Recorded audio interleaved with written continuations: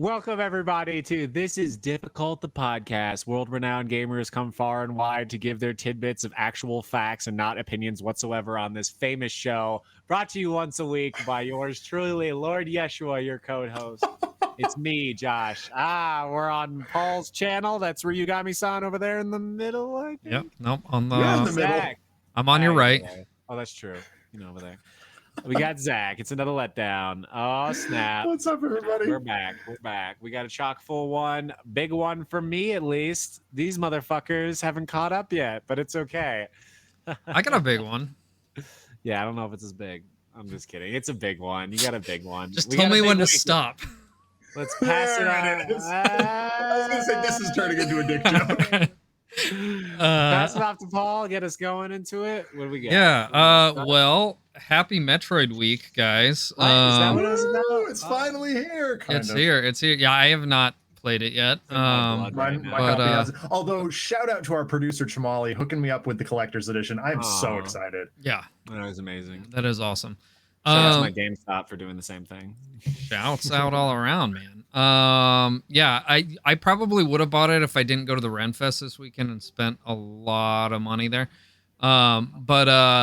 But yeah, I mean, I did get the game, not the collector's edition. I was going to play it on Friday. I took the whole day off, but Amazon didn't freaking show up until like 7:30 at night, way after I was done streaming. So, unfortunately, didn't get to it, but I have tomorrow off, so I'll be playing it tomorrow on stream. Oh man, I can't wait to see what Indigenous Peoples Day. Yeah. Yes, indeed. Is and it? Yeah, I got the day off too. Cool. Oh, I took the day off. I did not get. Get wrecked. Yeah, I had to What use month is it? PTO. Anyway, but I did finish Kina. I almost finished it on stream on Friday, but didn't quite finish it until today. Actually, earlier today, I went live for about half hour and it finished it out. does. It does. We are streaming under Kina right now. Son, no. Dude, I Yeah, updated it. I hit the update. Weird. Yeah, Like, since the Oh no, it just switched just now. it Yeah, just okay. switched There you just go. now. Weird. Yeah, I'm not even it's- kidding. like Paul and I haven't been able to export our VODs all week. Like it's Twitch is It's a still Kina being finale, really and then I funny. clicked on it again, and it said podcast. And I was like, "What the Dang fuck?" it, dude. I definitely updated it like 10 minutes ago. So that's crazy. That's weird. Son of a But we're biscuit. good. Anyway, so it's been good. It's been a fun week. For me, that's pretty much all I played. Trying to think if I played any. Oh, you know what? I played some brawlers this week for Brawler Brothers. With my brother Adam. Oh, there it goes. It says Wisebot in the thing. Nice. So weird. Anyhow, so we played actually a game that was our kind of like unbeknownst to us, our namesake. It's called Brawl Brothers, Yeah. which was wild. And wow. so we Good played game, that. That was pretty fun. It's not the best brawler in the world. I'll Just tell like you that right guys. now. I'm just kidding. Hey. I'm sorry, Josh. I'm laughing because the thumbnail in Discord makes it look like you've got two fingers up your nose. What thumbnail? Paul, we need to capture that as the thumbnail for YouTube. I don't even know. Yeah, Oh, capture it and send it to me because it probably won't be the same for me. Probably am picking my nose. Anyway, so that's that's pretty much all I played this week. Brawler Bros was fun. We can talk about that. I actually kind of want to talk about I kind of refined the rating system on accident while we were playing that the other day, so we can talk about that when I do my review. And that's about it. What about you guys? Did you have a good week, I Josh? did. Yeah. Man. Tell us about it. I don't know who should go first. No. Go I'll ahead, Josh, because Fine. mine involves a little bit of a lengthy story. Mine was so good as far as gaming was concerned. Nice. It's not every day a good game comes out. So good that the community is in perfect agreement over it being a good game because they all played it and agreed. So what you're saying, Damn. Josh, is it sucked?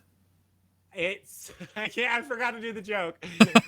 This game sucks. Wait, is that how I did No, the joke? no. No. We say let's start over. We say, Okay, how is was it? Metroid Dread? And you It say, sucks that I can't be playing it right now. there we go. We Now are everyone, joke writing. everyone This is pretend difficult. that you only saw that last little bit. Yeah. Okay, Yeah. but in all honesty, this is pretend. Okay. It's hard to explain. This is the Link's Awakening, basically. I don't want to like even put that little emphasis on it because that's a remake. But like, this is a fucking swan song. Honestly, the Switch could die now, and this would be like a huge selling point for it. Really? This game is fucking off the hook amazing. Holy shit. The last game I was this excited for was Sword and Shield, and I honestly did not get the payoff I wanted from that. That's a good one. Keep We're that gonna in talk your about that head. later in the show. Keep so, that in your head. Yeah. That was another game. I was like, wow, I'm so excited. New Pokemon. I can't even think of another time where we got something so fresh and new in so long that's just so damn good. What does he say? Oh, he said it sucks. He got the clip. God damn it. Of course he gets the clip of me saying the worst possible shit. Yes, thank you. Really needed that. It's amazing. I mean, I want to review it already. It's so good. I'm consuming the shit out of it. I'm afraid that it's not long enough is my only issue, but I'm like I consuming don't like super long Metroid games. Yeah, no, I think Or Metroid should be very Metroidvanias, specific length. Like, I think we were our perspective of it was twisted a little bit with things like Hollow Knight, which is incredibly long, longer than I would say a Metroidvania game should be. I mean, if you think about previous Metroid games like Metroid 1, Metroid 2, Super Metroid, they're all like kind of, if you're pretty efficient around 10 hours, obviously not speedrunning. Same thing with most like Metroidvania Metroid games. I would say they all kind of fall into that range between like 8 to 14 hours. And I think that's... I don't know if I'm even halfway there yet, but I feel like I do have one kind of like interesting point about this game. It is easier than, I don't know if it's really easy or if I'm really good at it. Actually, I'm not even kidding there. Like, because some people online were like, I don't want to spoil, but this boss took me like 50 tries, and I was like, oh, it took me like 3 tries. I was like, and just because I like fucked up the first 2 times, and like I was like, is it hard or is it? Is it as hard as as hard as the Metroid 2 remake? Because that game's actually really. I didn't play hard. that. And the That's same. I didn't play. Okay, the same company made this one, and the remake of Metroid 2 is very hard. It's maybe the hardest. Well, don't forget too, Josh, or if it just feels so damn good that I just got good at it really fast. Sure. Don't forget too, Josh, that the internet is an incredibly hyperbolic place. True. Yeah. So when we say, when we realistically say, oh, it took me like 3 or 4 tries, someone on the internet to try and, Reddit, right, to try and get those upvotes. Oh, it took me like 50 tries. Why is this so hard? Yeah. True. When realistically, it probably took them like 5 or 6. 5 or 6 tries. Yeah, I would say so. The big here, I'm not even really going to talk about it too much because we're going to review this game, obviously. First thing, it just feels so goddamn good. This game just feels so fucking good. As a platforming fan, I couldn't be happier. Just roaming around the world feels better than Hollow Knight, even. Like, you just feel so good. It's Hey, repeat that. The sound cut out just a second ago. That was my mistake. Damn it. I'm sorry. I was basically saying how good the game feels compared to other platformers. Like, I would even put it in like a top platforming category. Like, to me, this is the best feeling Metroid game. It just feels so damn good. She's super agile, acrobatic, and it feels smooth just to roam around. But my issue lies in that there are a lot of save stations, which is like fine, I guess. But it kind of feels like they're trying to make it a little easier. And then I think the game is super linear, actually. And it's like kind of pretending to be a Metroidvania a little bit. Now, so that's what I was worried about. That's exactly what I was worried about. Hear me out. It's in Super Metroid. Super Metroid is like my best example of like a tried and true Metroidvania because it's fucking all over the place. It's all over the place. So all over the place. You can explore so much of that game and go into like each area before you even get like the first few items. Like, you can get pretty lost before you figure out like the correct way to go. And I like that. Who says that? So another reasoning possibly behind that is, sorry to cut you off. You looked like you were talking to your dog or something.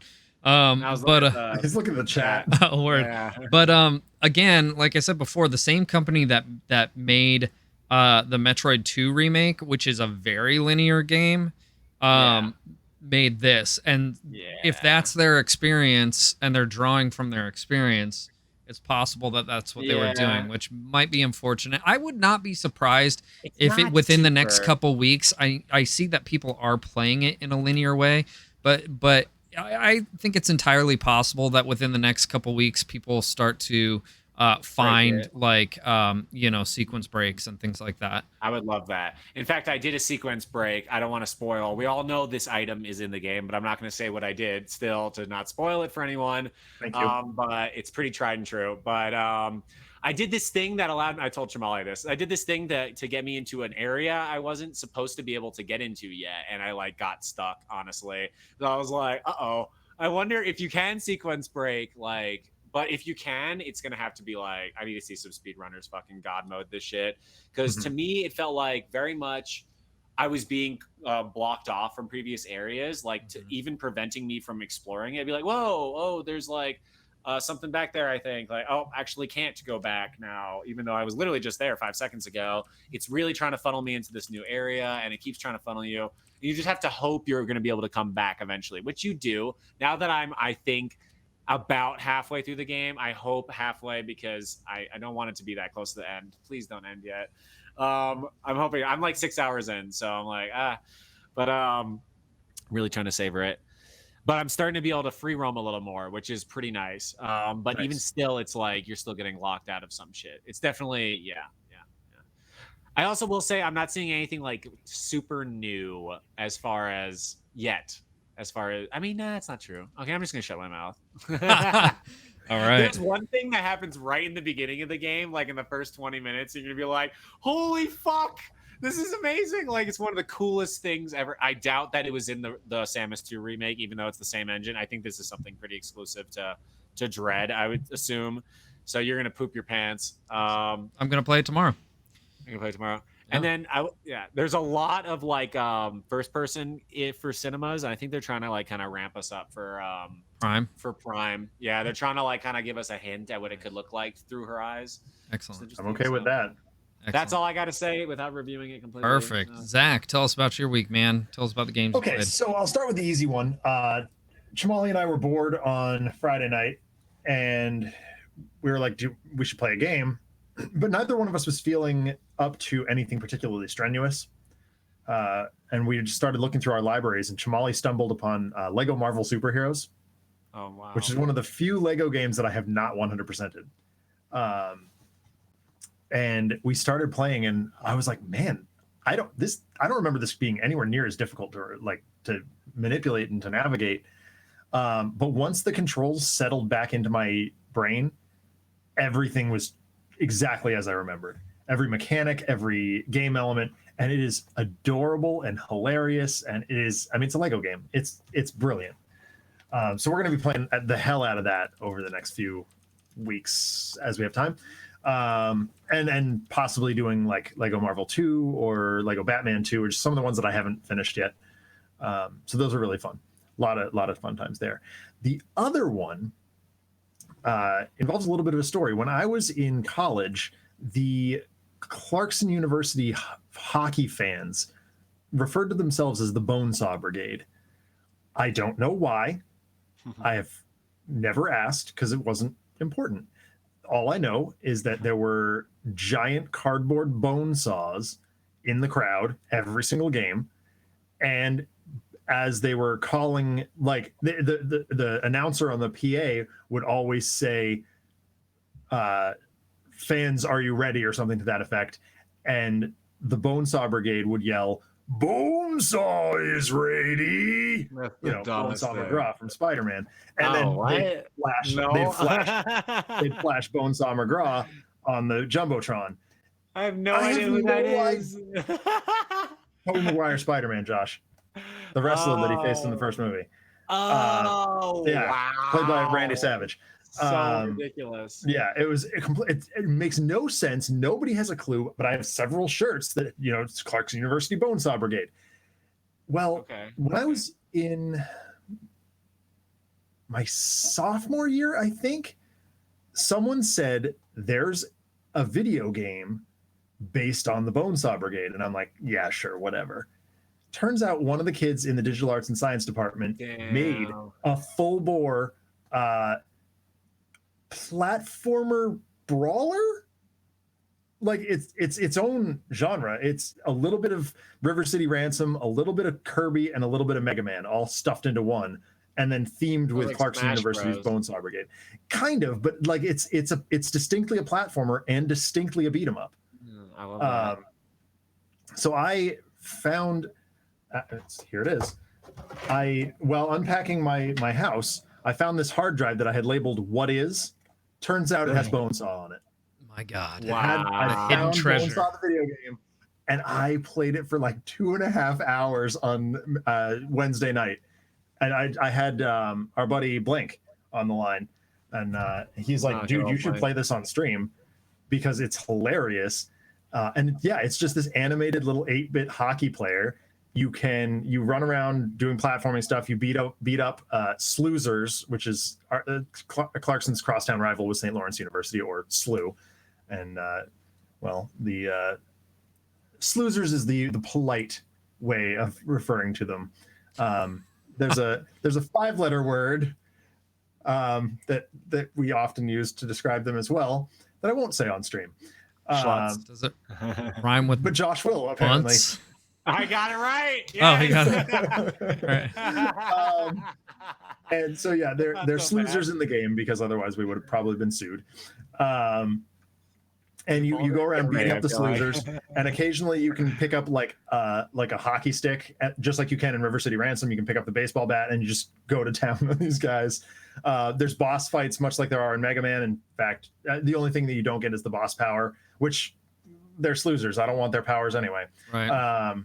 And you get this power meter at the bottom that, as you get kills and complete, like you get to certain points in the platforming, you'll get power up, and you get the power of the Bone Saw.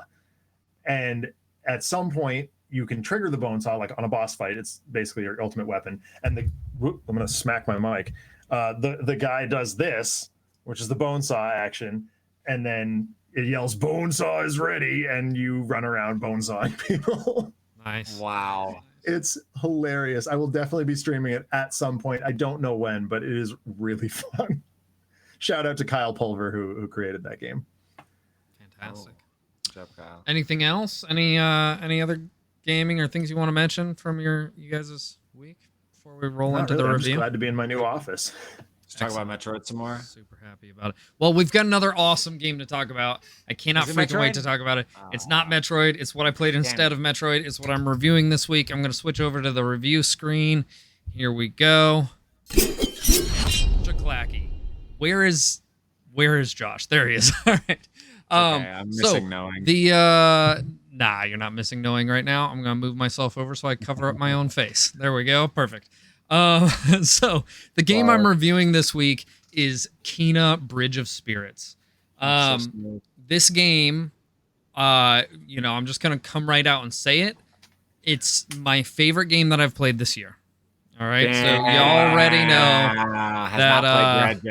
that it's gonna be. Yeah, I've not played Dread yet. That's true. That's true. If you think this is better than Dread, I have to play it. Damn. This game's incredible. This game's absolutely incredible. Let's get into the details here. So the name's Kina Bridge of Spirits. This is developed by a company called Ember Labs. This is their very first video game that they've ever created, ever.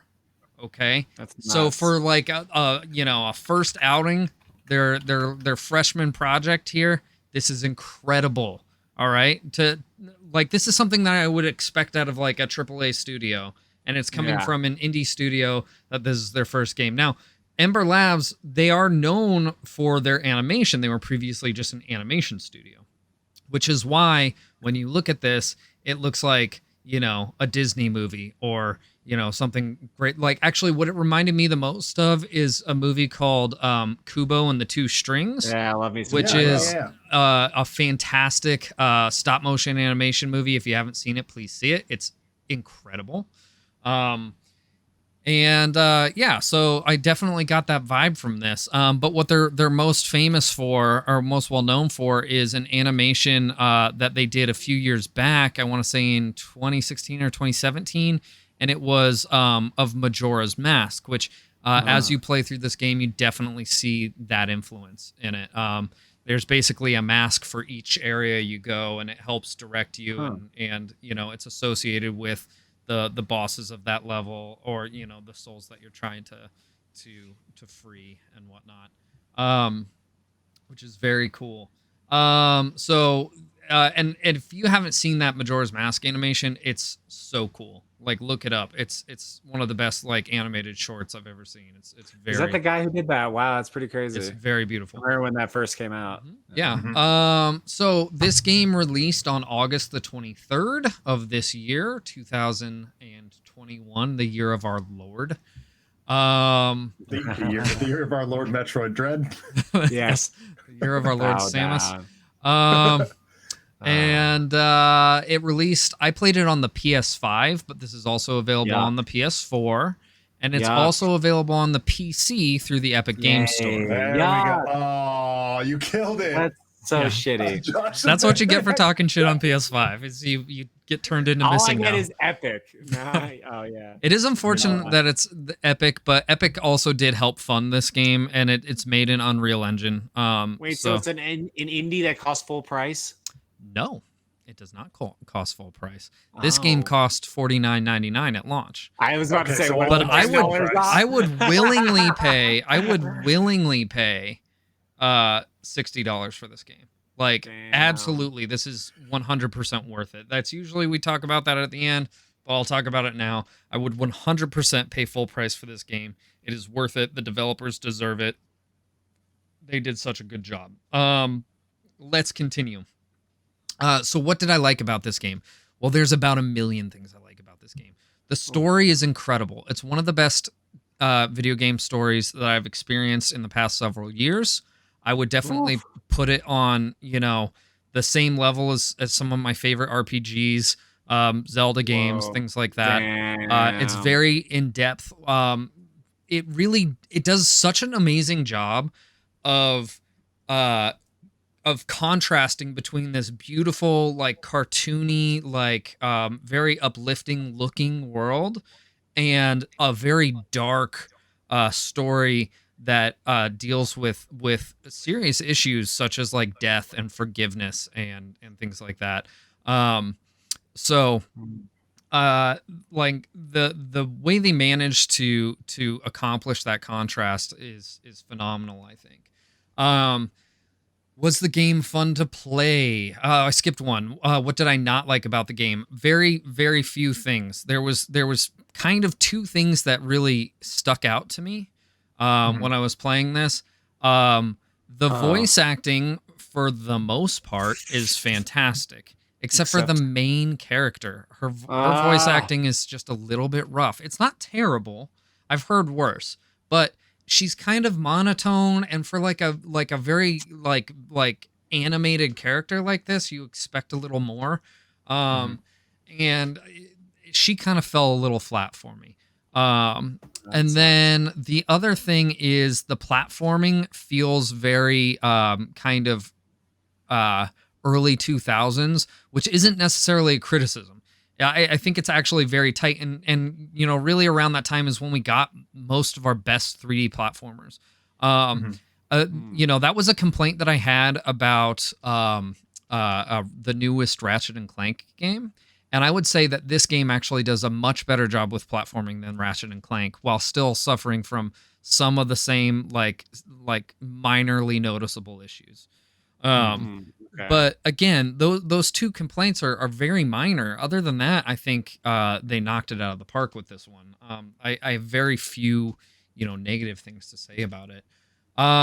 Let's see. How was the gameplay? Was it fun? Exceptionally fun. I was enthralled the entire time. There's never really a dull moment. Even in the areas where there's certain areas where there's not a lot of combat. But there's a lot of exploration and good platforming and, you know, secrets to find and beautiful scenery. and all sorts of things to keep you interested the entire time.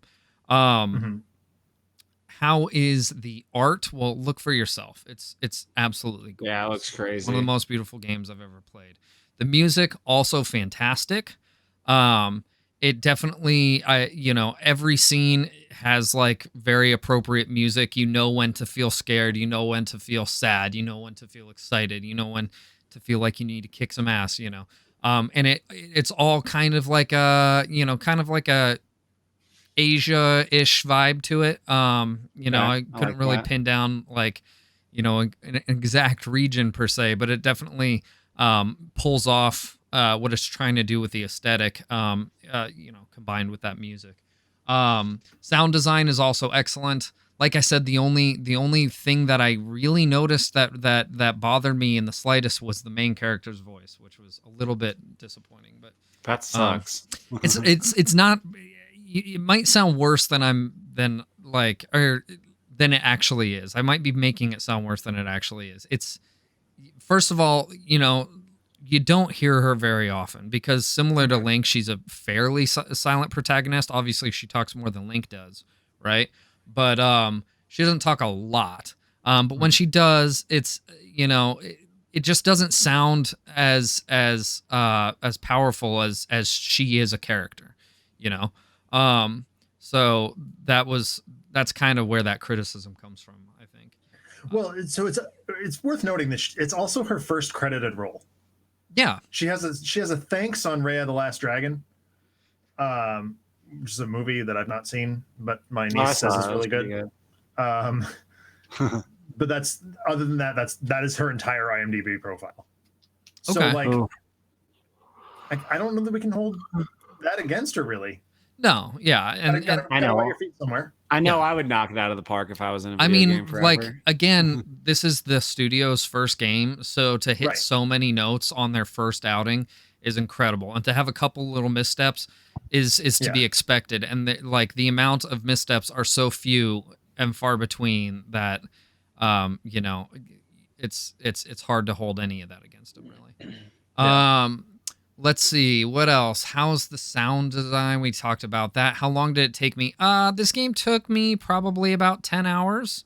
So it's not the longest game. Is it really that short? Oh. There's the indie aspect. Yeah. So I don't think I would want it to be longer, though. And that's not because I didn't want to keep playing. I think they accomplished everything that they needed to as far as the story is concerned.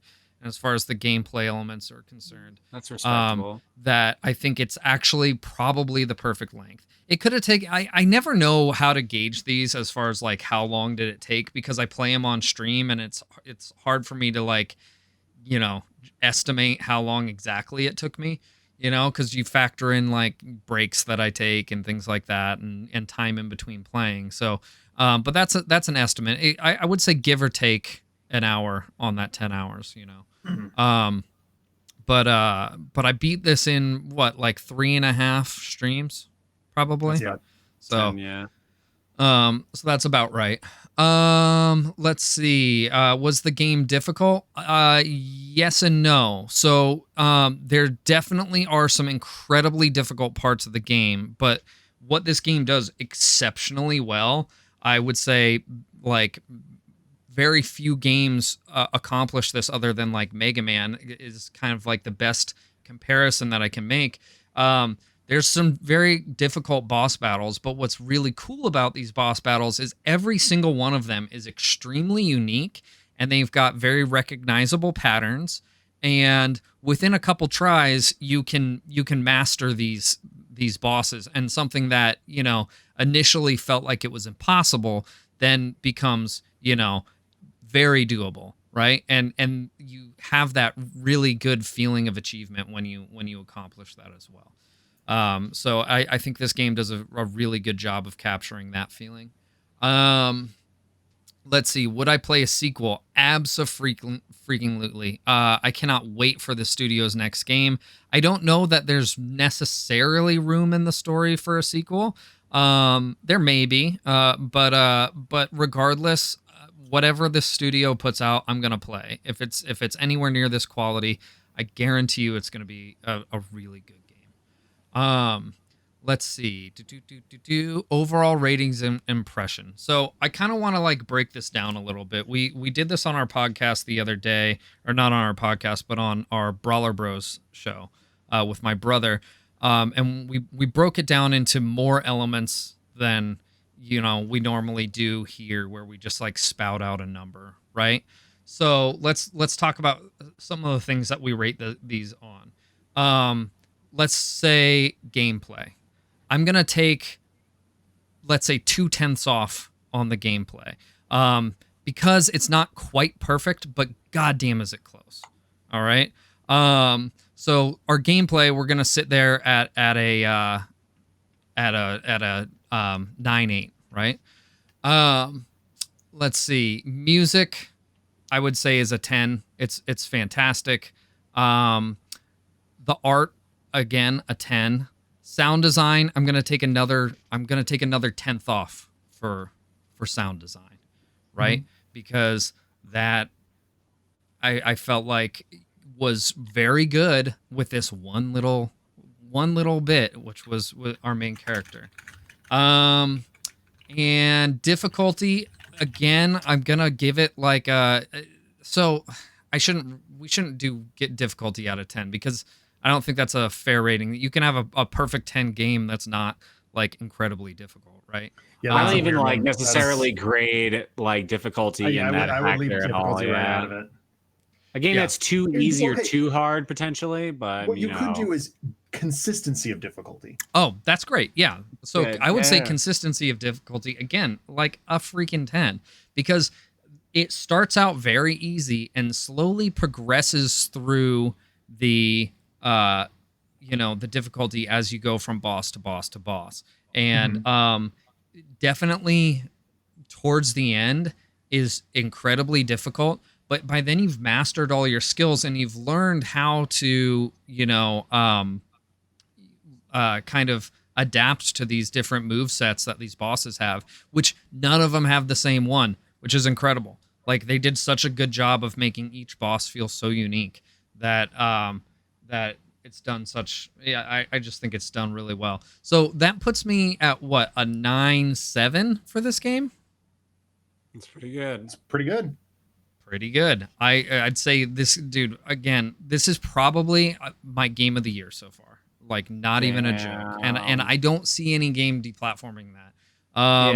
Metroid definitely has potential, right? It definitely has potential. Yeah. But you're gonna shit yourself 5 seconds into it, dude. I'm not saying you're gonna think it's better, but dude, if this isn't the best damn Metroid game you've ever played, I'm gonna be shocked. It's gonna be pretty close. Yeah, I'm looking forward to it. Anyway, that about wraps it up. Does anyone have any questions before we switch over to our other screen? Like a fun game. It's very fun. Yeah, it's very fun really all the way through.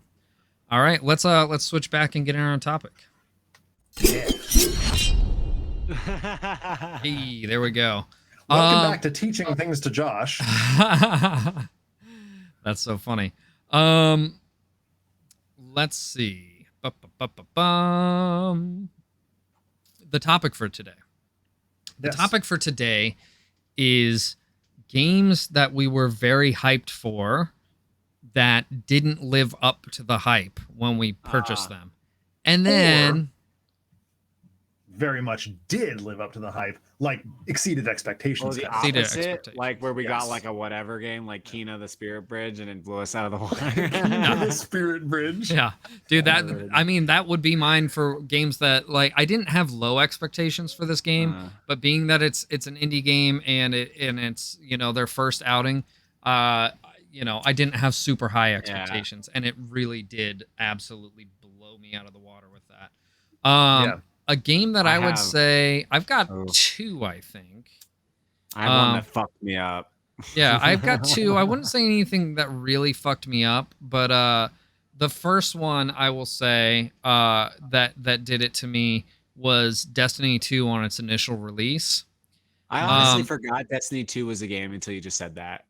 I didn't. My best friend wouldn't shut up about it all weekend. I'm not even joking. Yeah. I was like, wait, Destiny 1? I mean, Destiny dude, 2. I played the ever-living shit out of Destiny and Destiny 2. Destiny 2 definitely eventually became the game that I wanted it to be, right? But on its initial release, it was rough, and I was expecting a lot more, especially considering how good Destiny 1 was by the end of its life cycle. Can I go on record as saying the quality of Destiny 2 has had a very parabolic trajectory? Like went up. I mean, when we were playing it, it was way up there. Yeah. And then now no one knows stuff that they've done with it the last couple of months, years. Most people that are still playing it would say it's in the best state it's ever been currently. But that is that's not what I heard on from the two guys who were talking about it all weekend. Okay. So well, and you know what? They're coming to the end of their content cycle for this season, and this is probably going to be the longest season of Destiny 2 ever. So that might be what they're feeling there. But the feedback that I've gotten from the community in general over the last year is that Destiny is in the best place it's ever been. But there's a caveat to that, and that is if you have time to play it, and that's where it falls off for me, is because I no longer have time to play it, which is very unfortunate. Yeah. So, what about you guys? I've got another one, but let's let you guys go and we can circle back. Here I am. A game that did not live up to the hype. Ready for mine? Okay, I'm a 17-year-old boy, and I had just played two of the best RPGs ever made: Paper Mario, The Thousand-Year Door. I'm on cloud 9. These are two of the best games ever. Super Paper Mario? Wow, this is gonna be amazing. A third Paper Mario. I love Paper Mario. I'm just gonna get this without fucking looking it up at all. I don't even care. It's Paper Mario. You put that in the title, baby. I trust you. I get it. I play it, and I'm halfway through the beginning sequence, and I jump on a Goomba ready for that 1v1, just like time-based, turn-based battle system, and I kill the Goomba and get 100 points. And I'm like, surely maybe I just didn't unlock the RPG system yet. And I played through like the first 10% of the game, and I'm like, this is not a fucking RPG. This is not Paper Mario. And I was like dead inside, dude. And I reluctantly beat the whole game. Super Paper Mario for the Wii is literally like they took Paper Mario and just slapped it on a random game. I know Colin feels the same way about that. My only recent game in memory is Mario Golf. That kind of knocked me through a loop where I was like really expecting it to be like the next Toadstool Tour. And it like just didn't have enough content, and still doesn't, even though they put like a bunch of free content into it. And I'm just like, okay. What about you, That's Zach? really all. Yeah. I mean, I got to go back to Mega Man 11. Yeah. Like I'm a giant Mega Man fan. I have Mega Man tattooed on both sides of my calf. Like, I expect big things out of Mega Man. So it's like I expect 3D. No. It's two different Megas, man. But like two different Megas, man. There's a certain level of expectation. There's a certain expectation that you go into a Mega Man game with, and I expect to be able to play it. And 2 years it took me to even bother to turn it down to Wimpy Kitty Baby mode, just long enough to learn the mechanics, and then ultimately beat the game. But like, I'm sorry, that is not the expectation that I have out of a Mega Man game. I kind of felt similar about that game, but for me, it did fall into my expectations, just like the low end of my expectations. Yes. I expected, like, here's the scale of expectations, right? This is where I thought it would be, and this is where it would be, but it didn't go below that, Right. And a lot of it had to do with the difficulty. It had to do with the graphical style, which is actually a critique that I have about the last two Metroid games, the Metroid 2 remake and the new one, that I wish it was still pixel style instead of 2.5D. I really am not a huge fan of 2.5D. I thought that at first, but it is so immersive. Sure, honestly. okay. That's why I was like, is this going to be... I thought that right in the beginning. I was like, is this 3D going to be okay? But I think it is immersive. But I don't know. Yeah, and the difficulty, I mean, at first the difficulty really, really bothered me in that game, but I thought back to the Nintendo style Mega Man games, and those games are all incredibly hard, like incredibly hard. Yeah. But they're not like full of random stuff that has never existed before in a Mega Man game. Sure. That you have to like turn down the difficulty all the way to learn. Right. I was just like, that's yeah. Just not being able to get through the level is. Isn't it already a bullet hell? No, Mega Man's never been a bullet hell. No. not at all. I'm not even gonna lie. I touched Metroid Dread for like 5 seconds, and I was like, "Oh fuck, Mega Man!" It's like it feels so smooth compared to Mega Man. Comparing Metroid and But to Bullet me, Hells to Mega Man games think is maybe- incredibly flawed. I think because they're I don't know if it's different ballparks altogether. I get that. Yeah. I just say for me, and maybe just a style I prefer is the Sure. Metroid Yeah, that's style, totally the Mega fair. Man style. And I was just like, oh, I like turning up and diagonal, but it's different. They're different. Yeah. Can we I still think you'll really like Mega Man Zero. I probably will. Yeah, definitely. Like, can we say the flip side? I got a good one. You got a good one. Here you go first. Yeah, Dead Island. I got another one too before we go to the flip side. Yeah. Oh yeah. So, yeah. I'll try and think of another one. For years, 3 at least, my co-conspirators at Another Letdown Media, Paul and Chris, we played, like, we did all our script writing while playing Left 4 Dead. Sunday night was our script writing time, and we would play Left 4 Dead while we did it. And we got actually fairly decent at the game, and our communication was on point, and it was great. It was a great experience. Our friend Alan would join us sometimes, and it was just super fun.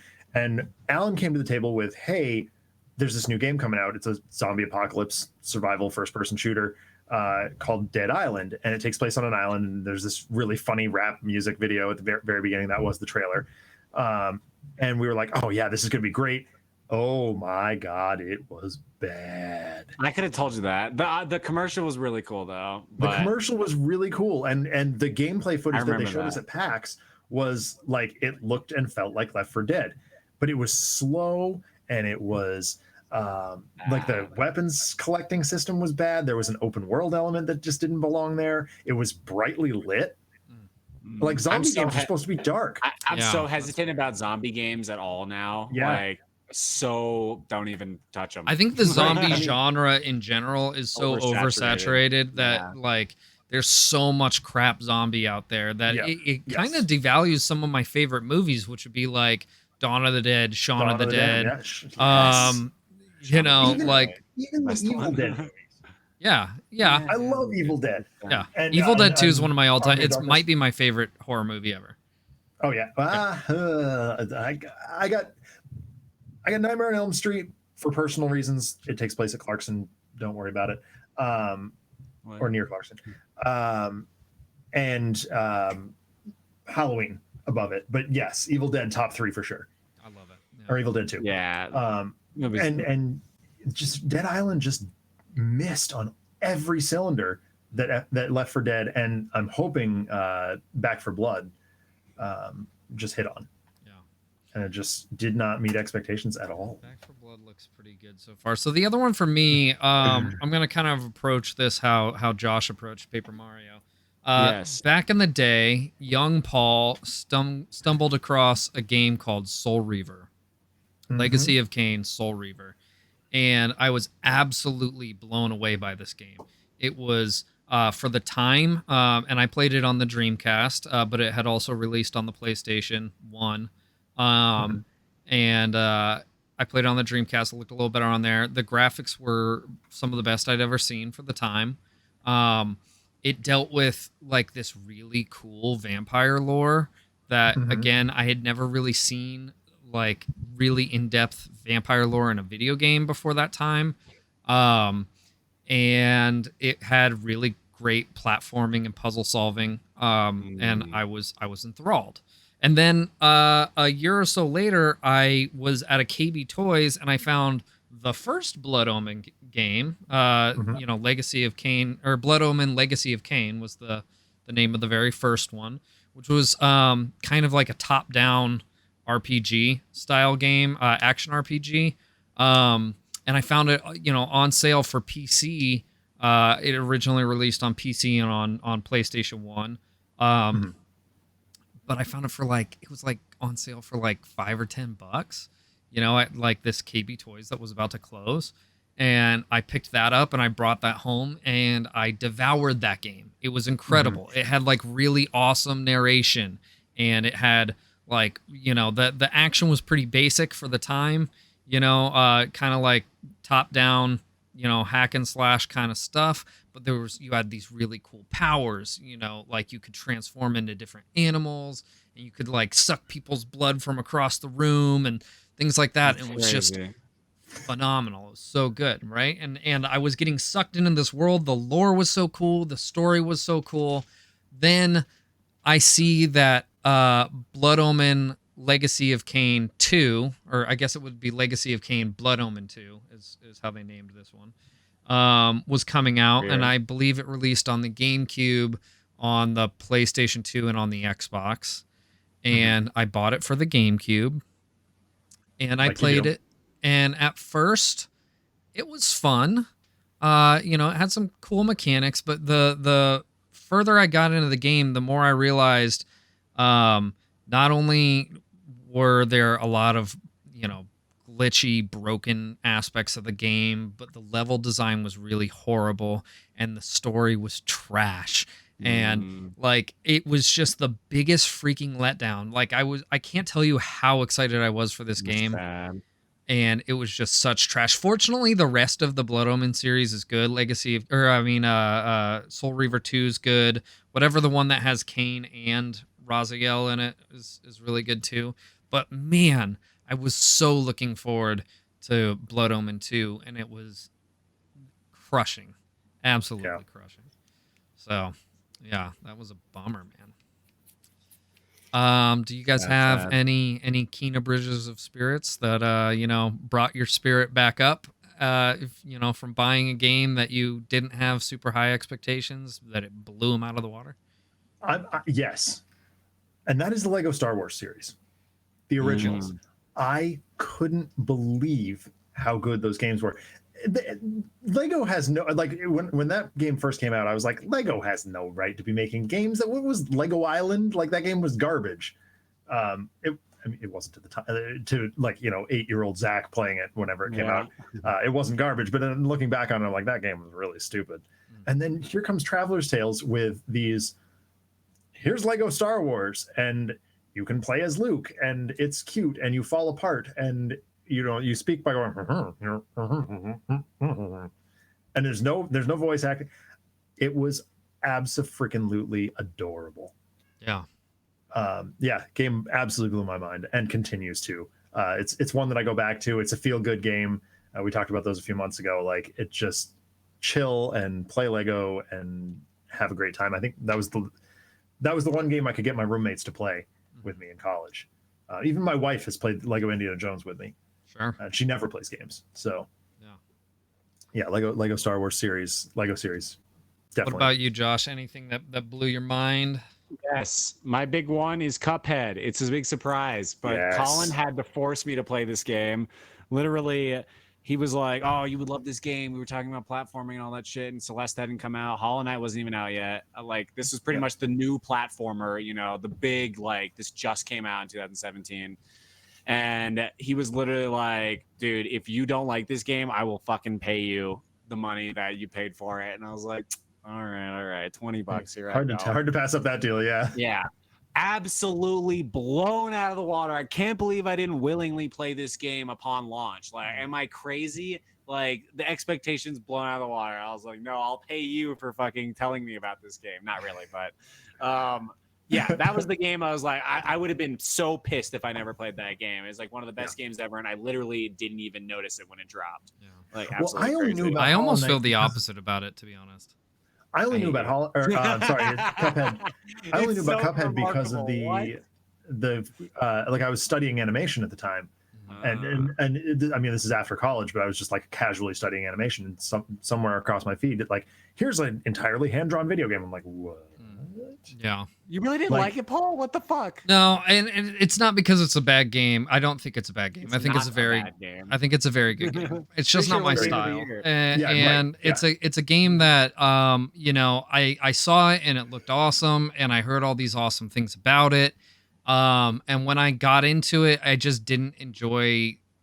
I couldn't get in. I've never really been a bullet hell kind of guy. And so it's real bullet hell too. Yeah, like, it's like Contra fucking crazy shit. So it wasn't, I don't know. You know, it is a good game, and I could definitely see the marks of quality on it, but it just wasn't a game for me. And so I actually did have that feeling of, well, this is a little bit disappointing. Wow. A game that yeah. Go ahead, Zach. Oh, I completely see that, and I knew that I knew that was going to be a game that I would watch someone else. I ended up watching I think Colin actually play, and I enjoyed the crap out of it vicariously. I was like, this is not a game for me, but it is absolutely freaking gorgeous and really cool as a concept. I agree, and I think that's the best way for me to enjoy that style of game as well. A game that I was also kind of taken aback by how good it was. I reviewed it maybe a couple months ago on the channel on the podcast. I'm just kidding. Don't even, Josh. No. Friends of Ringo Ishikawa. Yeah, you said that. Yeah, yes. True. So this game, if you don't know what it is, you know, we'll go back and watch the review. But it basically, it's kind of like a River City Ransom style of game, but more of a linear story. And not that, I guess River City Ransom is fairly linear. That's a very linear story. Yeah, well, there's a couple of backtracky moments. Okay, so let me rephrase. It's on a constant flow. You're on a clock, right? So like basically time passes in this game, and you know, even if you're doing nothing, the time's gonna pass and you're gonna come to the end of it. Right. Oh wow. But that's also one of the cool things about this game is because it basically like puts you in the life of like a Japanese delinquent kid that is like kind of trying to get his life together and, you know, deal with the pressures of school and like, you know, like gang violence and, you know, things like that are going on in his town. And it, you know, it's very existential, and the pixel art is fantastic, you know, kind of in an older style. It's just a very good game. I wouldn't say it's for everyone, but if you want to enjoy like a chill experience where you're just kind of living someone's life, you know, like it's exceptional. So like that game definitely blew me out of the water. I thought it was just going to be like a basic brawler, but it's so much more than that, you know? So wait, I thought of a crazy one. Let's hear it. Go for it. Did you watch me stream it? But Doki Doki Literature Club. Yes! Oh, shit. Yeah. This game is a fucking cult classic, I will say. I would absolutely put this in the not for everyone category of games. Like not for 90% of gamers, in fact. But I played it because like 20 people fucking, not even, but like 10 people asked for it in my stream. And I was super hesitant because it literally looks like a fucking hentai game for anyone who has not seen it. Yeah, it's like a dating sim. It's a dating sim, and it looks like some weird hentai shit is going to go down. And for the first hour or two of the game, you think that shit's going to happen like the whole time. And I'm narrating it. And it's so weird. And then it becomes, and I'm talking like halfway through the game, I still think this is like a, I don't know how to feel about this game type thing. And then boom, it hits you some crazy shit. Crazy fucking shit. This game is retarded, dude. I can't even explain it. It's on another level of mind fuckery. Absurdity, Absolutely out of this world. If you have a stomach for intense games and gore and really far out mind fucking, play this game. It's free. It's a free game. And I think so, yeah. I think it's like a server game. You can't even download it. You just like go to the website and you're like play Doki Doki. Or I can't remember exactly. No, you can download it on Steam. Is there an Yeah, you can. Okay, it's just that's right. That's right. But yeah, that's one of those games that like blew me away as far as how abstract and crazy it was. Yeah. That was really was on that though, Josh. Candace streamed I Love You, Colonel Sanders. Oh, I streamed that too. God. Yeah, that game is hilarious and has no right to be. Yeah, I didn't beat it, but I was laughing my ass off the whole way. Oh, through. we were dying in her chat. And similarly, she's run us through an old FMV game. What the hell is it called? It's got Michael Hurt in it. God, name is escaping me at the moment. But who did he hurt? Boy, Hurt Locker. What? No, it's freaking. I don't know. He plays some weird. Was it William Hurt? No one knows what's going on. Yeah, no one knows. Would I have will hurt. say I lost a lot of trust in games like that after Doki. I was like, damn, I don't trust There's a lot of games on Steam like that. I don't remember Maybe what the game no, was. I'm wrong. That's not even the right person. It's God. Okay, I'm all over the map here. But there was an old FMV game that Candace ran us through that was really funny too, and that's all. That's all I got. Good story, Zach. My brain is just completely shut off on me. Yeah, that was good. That's all Where am right. I? That's all right. Oh, hey, before we end it, I'll just throw this out there. I forgot to mention this in the games we played this week. I did play the beta for the new Battlefield game, 2042. How was that? 2047 or something. It was fun. It played like a Battlefield game. The beta was a little bit glitchy and stuff, but I think that's gonna be my next shooter. To play with friends off stream. I think I'm done streaming shooters. But I'll definitely play that with friends off stream. It was cool. It's kind of like a return to form for Battlefield. So excited to see that. But yeah, in case anyone was interested, I think the beta might still be going on. So, and I think that's on all platforms. I don't think I can do non-story driven like first-person shooters anymore. Kind of the same way. Story driven for me at this point. Like that's what I want to see. I need that's another reason I'm digging Dread so much. This is ended. I'm digging Dread so much because we got a story, and I haven't played a game with an actual fucking story in so long. Yeah. And arguably not even a Zelda type story. It's just a Metroid game, but it's nice to play. That's what I loved about Kina, man. The story in that's incredible, and it's so well done. It's very emotional. Well, even the brawlers that we've been playing, Paul, you and Adam and me occasionally, have brilliant stories. Some of them, definitely not Brawl Brothers. Right, yeah.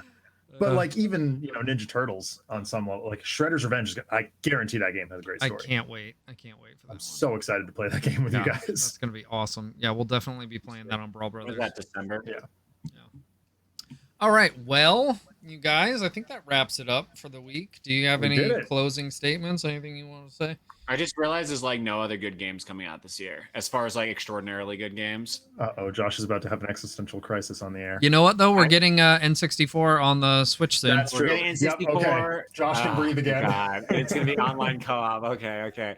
I will say we're getting Mario Party. We're getting all the Mario Parties online through the N64. I'll play. I have plenty of time to do a bunch of bullshit.